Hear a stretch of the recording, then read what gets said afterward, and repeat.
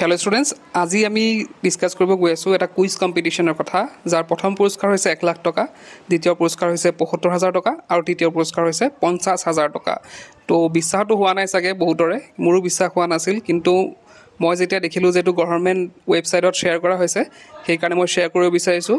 তো কি হয়, কুইজ কম্পিটিশ্যন ক'ত হ'ব, কেনেকৈ হ'ব, গোটেইখিনি ডিটেইলছত ডিছকাছ কৰিম। তেন্তে ভিডিঅ'টো ষ্টাৰ্ট কৰোঁ। তো কুইজ কম্পিটিশ্যনৰ নাম হৈছে দেশভক্তি কুইজ। তো ইয়াতে কি হয়, দেশভক্তি দিৱস উপলক্ষে এই মুকলি কুইজ প্ৰতিযোগিতা পতা হ'ব। তো ইয়াতে দিছে এগৰাকী প্ৰকৃত দেশপ্ৰেমিক আৰু ভাৰতৰ স্বাধীনতা আন্দোলনৰ সেনানী দেশভক্ত তৰুণৰাম ফুকনৰ সন্মানাৰ্থে দিছে ভাৰতীয় স্বাধীনতা আন্দোলন আৰু অসমৰ ঐতিহ্য আদি বিষয়ত আপোনাৰ জ্ঞানৰ প্ৰতিভা প্ৰদৰ্শন কৰক। তো ইয়াতে ইয়াৰ অৰ্থ হৈছে যে আমাৰ যোনবিলাক কুৱেশ্যন হ'ব কুইজ কম্পিটিশ্যনৰ, সেইটো বেছ হ'ব স্বাধীনতা আন্দোলন আৰু অসমৰ ঐতিহ্যৰ ওপৰত। তো ইয়াত তাৰিখো দিছে ২৭ জুলাই ২০২৫ আৰু স্থান দিছে শ্ৰীমন্ত শংকৰদেৱ কলাক্ষেত্ৰ, পাঞ্জাবাৰী, গুৱাহাটী। হয়তো তোমালোকে এইটো এড্ৰেছটো আগতো শুনিছা বা তোমালোকে গৈছা হয়তো। আৰু ইয়াত সময় দিছে পুৱা 10 বজাৰ পৰা। আৰু মই পুৰস্কাৰৰ কথা ক'লোৱে, ১,৭৫,০০০ আৰু ৫০,০০০। আৰু দৰ্শকৰ বাবে মুঠ ৭৫,০০০ টকা মূল্যৰ ৰোমাঞ্চৰ পুৰস্কাৰ। তো দৰ্শক যিসকল থাকিব, মানে যোনে চাবলৈ যাব, তেওঁলোকৰ বাবে কি থাকিব, ৭৫,০০০ টকাৰ মূল্যৰ কিবা কিবি গিফ্ট তেওঁলোকে দিব। তাৰপিছত চোৱা লেফ্ট ছাইডে কোনে অংশগ্ৰহণ কৰিব পাৰিব। সকলোৰে বাবে মুকলি আছে, মানে ইয়াতে ষ্টুডেণ্ট হওক, হাউচ ৱাইফ হওক বা কোনোবা চাকৰিয়াল হওক বা প্ৰাইভেটত কৰা হওক, কোনো ধৰণে মেটাৰ নকৰে, সকলোৱে ইয়াতে মানে যোগদান কৰিব পাৰিব। ৩জনীয়া দলৰ অংশগ্ৰহণ। ইয়াতে কি কৈছে, ৩জনীয়া দলে কি কৰিব লাগিব, ইয়াত অংশগ্ৰহণ কৰিব লাগিব। কিদৰে অংশগ্ৰহণ কৰিবা সেইখিনি কথা মই ডিছকাছ কৰিম। ইয়াতে চোৱা ৰাইট ছাইডে যোনটো QR কোড দিয়া হৈ আছে, সেই QR কোড তোমালোকে স্কেন কৰিব লাগিব। তোমালোকে লাগিলে এইটো স্ক্ৰীনশ্বট মাৰি ল'ব পাৰা এই ভিডিঅ'ৰ পৰাই। তো ইয়াত স্ক্ৰীনশ্বট মৰাৰ পিছত তোমালোকে স্কেন কৰিলে সেই QR কোডটো মানে স্কেন কৰিলে লিংকটো পাই যাবা। লিংকটো ক্লিক কৰি কি কৰিব লাগিব সেইখিনি কথা কৈ আছোঁ।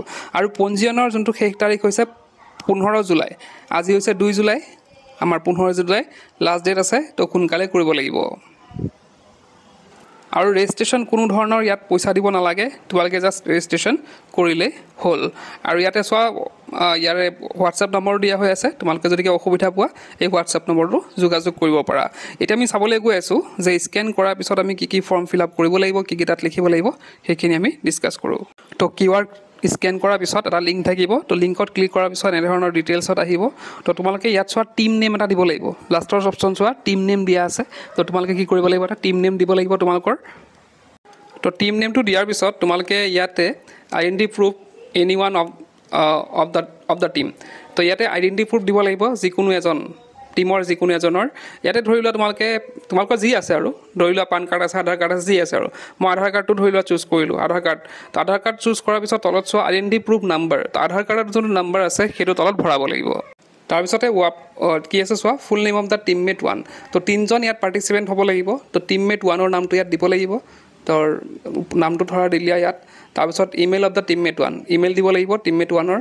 তাৰপিছত এজ অফ টিমমেট 1 আৰু এইপিনে correct number of teammate 1, contact number of teammate 1, মানে টিমমেট 1ৰ মানে কণ্টেক্ট নম্বৰ দিব লাগিব। তাৰপিছতে ইয়াতে হোৱাটছএপ নাম্বাৰ দিব লাগিব টিমমেট 1ৰ। ঠিক তেনেকৈ টিমমেট 2, টিমমেট 3 গোটেইখিনি ভৰাব লাগিব। তাৰপিছতে ইয়াতে কেটেগৰী চুজ কৰিব লাগিব, স্কুল ষ্টুডেণ্ট হয় নে, কলেজ ষ্টুডেণ্ট হয় নে, ৱৰ্কিং প্ৰফেচনেল হয় বা আদাৰ হয়, সেইটো আদাৰ হ'লে মেনশ্যন কৰিব লাগিব। তাৰপিছতে দিছে ইয়াতে নেম অফ দ্য স্কুল, যদি স্কুল ষ্টুডেণ্ট হয় তো স্কুলৰ নাম দিব লাগিব, বা কলেজ হ'লে কলেজৰ নাম দিব লাগিব, আৰু যদি কোনো কোম্পেনীত কৰে কোম্পেনীৰ নাম দিব লাগিব, বা কোনো গ্ৰুপ যদি কৰে তেতিয়া গ্ৰুপৰ নাম দিব লাগিব। তাৰপিছত চিটি টাউনটো ইয়াত লিখিব লাগিব আৰু ডিষ্ট্ৰিক্ট লিখিব লাগিব। তাৰপিছতে এটা ছাবমিট কৰি দিব লাগিব। তো তোমালোকৰ এপ্লিকেশ্যন ছাবমিট হৈ যাব। তো তাৰপিছত তোমালোকে তাত গ'লেই হ'ল। তাৰিখটো তোমালোকে দেখিছা, হয়তো তোমালোকৰ তাত ইমেইল কিবা পঠাব চাগে, মই সেইটো ফাৰ্ডাৰ কি হয় নাজানো, কিন্তু তেনেদৰে যদি ইমেইল চিমেইল নাহেও তোমালোকে ডাইৰেক্ট গৈ পেলাই তাত গ'লেই হ'ল। তো এইখিনি আছিলে। তো আশা কৰিছোঁ সকলোৱে ইয়াতে পাৰ্টিচিপেট কৰিবা। তো কোনে কোনে কৰিবা কমেণ্ট বক্সত লিখিব নাপাহৰিবা। আজিৰ ভিডিঅ'তে শেষ কৰিলোঁ। কিপ ৱাচিং কেলাৰ।